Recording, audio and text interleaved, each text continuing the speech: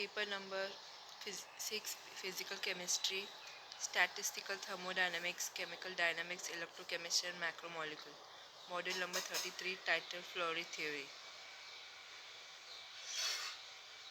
Table of content, learning outcome, introduction, Flory's theory, determination of numbers, average molecular weight, determination of weight, average molecular weight, comparison between Mn bar and Mw bar, polydispersity index, summary।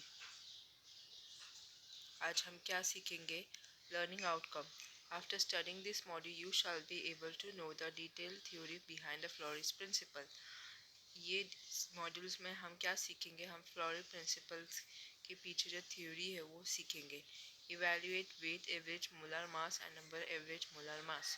हम weight average molar मास और number average molar मास को determine करेंगे। Compare number average molar mass and weight average molar mass. हम number average molar मास और weight average molar मास को compare करेंगे। Comprehend पॉलीडिस्पर्सिटी index. हम पॉलीडिस्पर्सिटी index को समझेंगे। Introduction.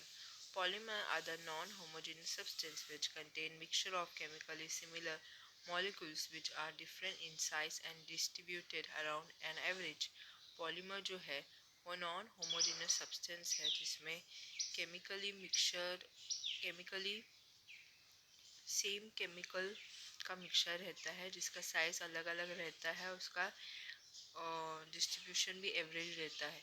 Various theory have been developed to calculate the average molecular weight distribution of the polymer. तो अलग अलग थ्योरी है जो डेवलप किया है कि पॉलीमर के एवरेज मोलिकुलर वेट का डिस्ट्रीब्यूशन को कैसे कैलकुलेट करें। One of the theory is Flory's theory. तो उसमें से एक है Flory theory. This theory discuss in the next section. ये थ्योरी जो है नेक्स्ट सेक्शन में बताया है। Flory theory. Flory theory was developed by Paul Flory. The conclusions of Flory theory of weight distribution function of polymer is resulted from various theory of linear polykondensation. Flory theory जो है वो Paul Flory ने develop किया था। तो flori theory का conclusion था polymer का वेट डिस्ट्रीब्यूशन फंक्शन का थ्योरी के बारे में बताना, जिसकी वजह से बहुत सारे थ्योरी आए हैं लीनियर पॉलीकंडेंसेशन के लिए। The determination is based on 3 postulate. तो 3 पोस्टुलेट है जिसके ऊपर डिटर्मिनेशन बेस्ड है। The activity of the functional group of the polymer does not depend on the size of the molecules to which they belong. तो polymer का functional group का reactivity जो है वो मॉलिक्यूल के साइज पे डिपेंड नहीं करता है जहाँ पे बिलोंग करता है। During the reaction the bond which are newly formed have the same resistance to reverse reactions. तो रिएक्शन के बाद जो बॉन्ड जो नया फॉर्म होता है उनका रिवर्स रिएक्शन रहता है सेम रेजिस्टेंस का। There will be no side reaction for cyclisation. तो यहाँ पे कोई साइड रिएक्शन या साइक्लिजाइजेशन नहीं होगा। Note, the first postulate does not violate due to external factors such as viscosity of the solution because kinetic limitation due to this factor apply equally to all the groups। तो पहला postulate जो है वो violet नहीं होता है। क्यों? क्योंकि एक्सटर्नल फैक्टर की वजह से, जैसे कि सोल्यूशन का विस्कोसिटी, क्योंकि काइनेटिक्स लिमिटेशन होता है जब फैक्टर अप्लाई होता है इक्वली सभी ग्रुप में। Considering the assumption of this Flory theory. तो इस फ्लोरी थ्योरी का एजम्पशन हमको कंसिडर करना पड़ेगा। Number average molar mass Mn and weight average molar mass Mw are to be determined by this theory.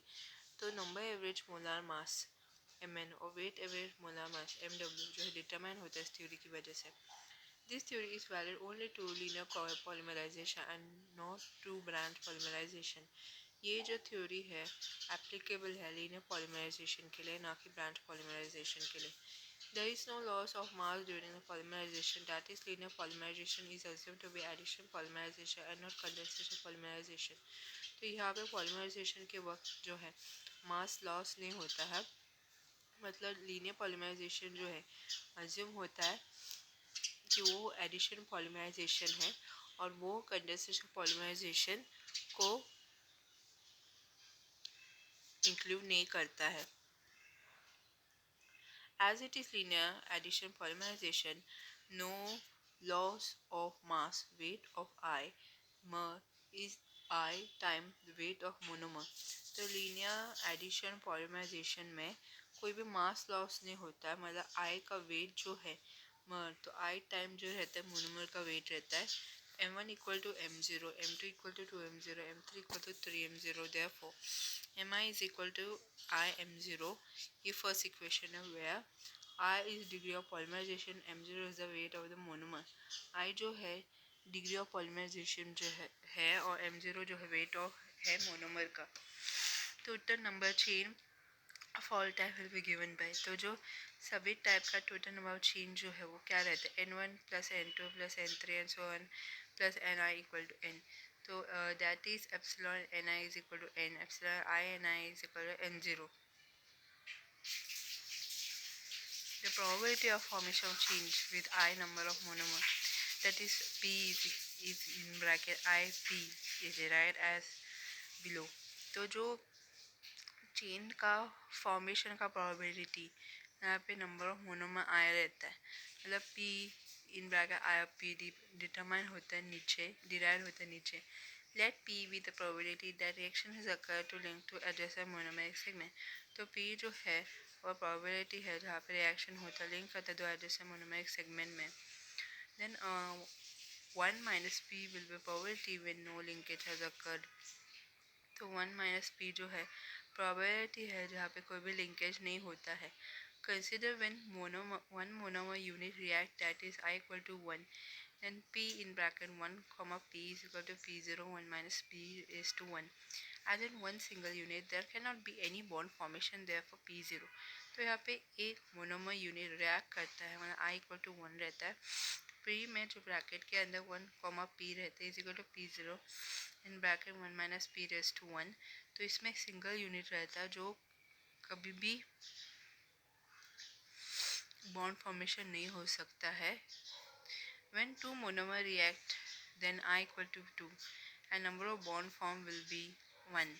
Therefore, it will be P raised to 1. अगर दो monomer react करता है equal to 2, तो number of bond form होता है वो 1 रहेगा, तो इसलिए P रहेगा रेज टू 1. तो P is equal to P जो है उस ब्रैकेट के अंदर 2 comma P is equal to P1 and bracket 1 minus P raised to 1. When three monomeric units react, that is I equal to 3, then number of bond formed will be 2. Therefore, P raised to 2. P3 comma P is equal to P square 1 minus P raised to 1. Therefore, we derive the general formula for the probability of polymer having the chain length I, which is given by. तो इसलिए हम polymer का probability के लिए general formula derive करेंगे जिसका chain length आई है. तो P in bracket I comma P is equal to P raise to I minus 1 1 minus P raise to 1. The probability of formation of polymer having I unit is also given by. तो polymer का formation का probability जो है इसमें I unit है. तो P in bracket I comma P number of chain of I type upon number of chain of all type is equal to Ni upon N.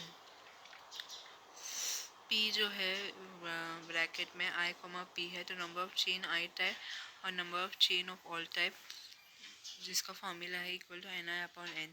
Since the total probability of polymer formation is always equal to 1, therefore assumption of equation 5 should also be equal to 1.